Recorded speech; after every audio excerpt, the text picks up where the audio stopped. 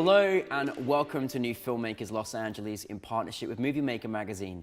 My name is Danny DeLillo and we're here at the Cambridge Los Angeles show in West Hollywood. And I'm here with Beau Jamieson with his movie, Killing the Tree. Let's take a look at a clip.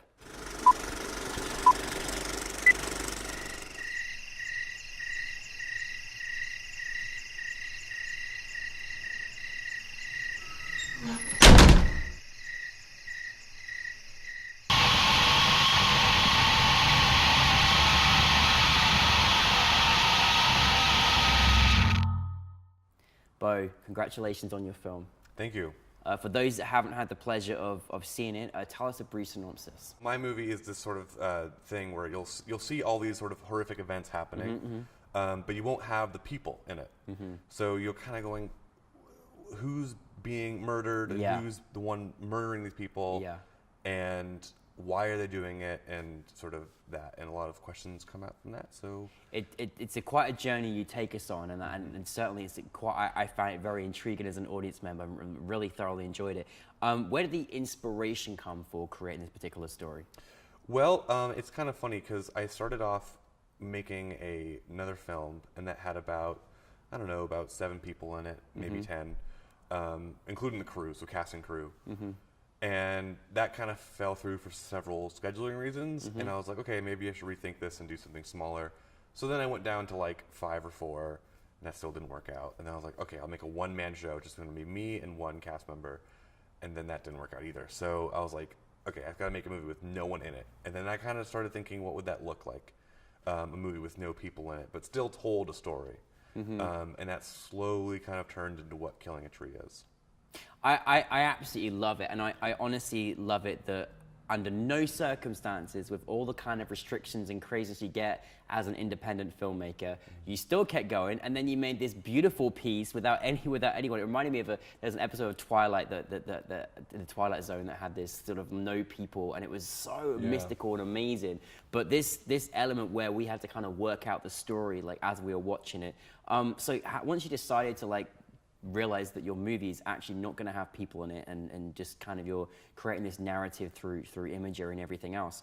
How did you adjust yourself as a director and writing the story? How did you kind of adjust, and what things did you have to kind of do to make sure the audience understood? The first thing that needs to happen is the audience sort of needs to get at least that something is happening. So they have to. So I had to sort of design my shots according to that. And then the sort of second layer was, okay, how do I fill these shots with meaning and things that have great significance to me? And so that's kind of what I did. I knew that I had to slowly build it up. So the first thing we see in the movie is, or one of the first things we see is a lock being destroyed. And I knew, so that was kind of the first sort of key thing. People are going to go, okay, a lock's being destroyed and the door's opening. So that'll kind of guide them a little bit into what it's going to be. And the first, I don't want to say too much, but the first death or whatever is of a dog, which some people kind of didn't like, because no one likes it when animals die. Right. But that was a first one because that was going to be someone that wasn't relatively important in terms of the story. They needed to get used to that style, I think, first. They needed to see, okay, so we're going to see things being killed, but we're not going to see them being killed. Yeah. So that's kind of how I sort of set out to do that. And again, I love it. Sometimes I feel like, we have the obvious where we're kind of delivered almost too much, and the thinking is done for us, and you really did give us those elements that was like, I've got to work this out. Like, it's up to me to solve these mystery and what's going on in the film, which I love that you gave your audience the opportunity to kind of figure that out as you moved along. Had a very stylistic element to it as well. Like, you as a filmmaker, how is there certain things that you do with the camera that you kind of wanted to capture certain shots, or how was that process for you?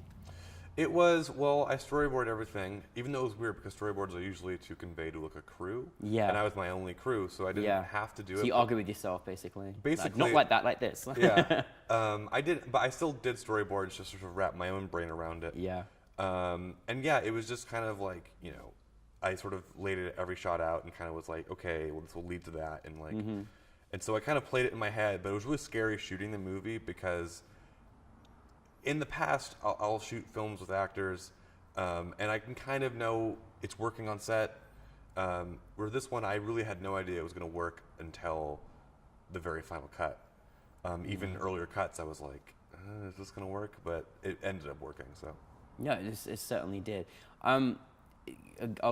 Certainly you go through different, challenges in making a film, and obviously you kind of you had a lot of challenges almost up to, in the pre-production period of time. But was there kind of any significant situations or challenges that you felt when you were actually making the film?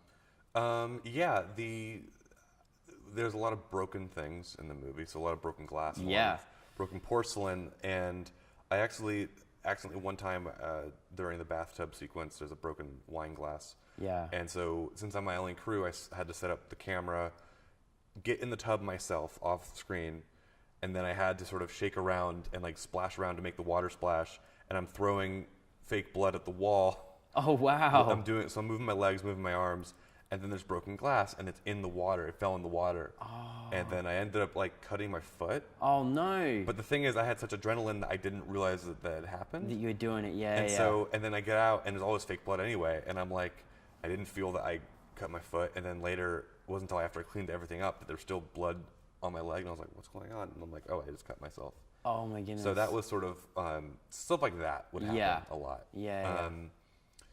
That's that. I mean, that's certainly having to, get those elements as well and making sure the camera is correct and everything else. I mean, it's quite amazing you went through that whole journey and did that. What's it, again, once you've been through that journey, what's it like to then have your film, up in front of an audience? And it's particularly like, because, again, you can watch people and how they kind of react to a film like this, where there is sort of no narrative.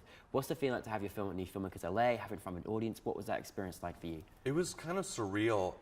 It was surreal having people ask me questions about the movie, because for so long this movie was just, since I was my only crew, I didn't explain to anyone what this movie was. It was so personal to me in a certain way, and then I had to all of a sudden like articulate things about it that were so internalized in my head that it was kind of just weird. It's even weird right now talking about it. Yeah. So yeah, I guess that's but it's certainly an honor. It's certainly great to have people see it after all the sort of hard work I did. But it's kind of weird talking with people about it, because it's like they'll bring their ideas to me with what it is, and I'll have my idea, but I don't want to discredit their idea. Yeah. Because I think it's all valid. Well, I think it's always nice when you create a film and it causes an opinion or a debate or something, I think that's just obviously your job's been done, because people are talking about and affected by your film, and I think that's a wondrous thing. What is next for you? Well, actually, just 5 days before we screened last night, I had wrapped another film. Oh, trooper. And then, so you have people in it this time? This one has people in it. This one has people in it. And that was a whole different thing. And that one, so I finished shooting that and then came here to LA. I haven't really had time to cut it yet, so I gotta like really wrap my head around that one. So you're in the kind of cutting mode next for that one. Okay, well, you're obviously non-stop as well. Listen, I think you've already poured. One thing I loved what you were able to celebrate last night was that you just made this great film and you did it against all odds, and you actually created something probably, maybe even been more beautiful than you originally expected, but aside from being a filmmaker that never gives up, what one piece of advice would you give to anyone out there that wants to get into filmmaking, or any advice that you have that you could give? I guess what helped me a lot on this film was just the fact that I wasn't afraid of limitations, whereas the first film I had with like 10 or whatever people, it was like kind of still a small film, but kind of a grander thing. And then I was like, I can't do that, so I'm gonna and so eventually it worked down to just me making a movie by myself, and that was a massive limitation. But I kind of worked around it and kind of had to find something that was that would work for what I was doing, and that was a limitation. And I think that that limitation is what sort of led to me making this kind of, in my opinion, a really kind of cool idea. It was very cool. So yeah, don't be afraid of limitations. I think they can be your friend a lot of the time. Don't be afraid of limitations. They can be your friend. I like that a lot. Well, thank you very much, Beau. Really appreciate you, and thank you for your great talent, and I look forward to seeing much more of your work. So Thanks so much. Thank you very much. Appreciate it. Thank you.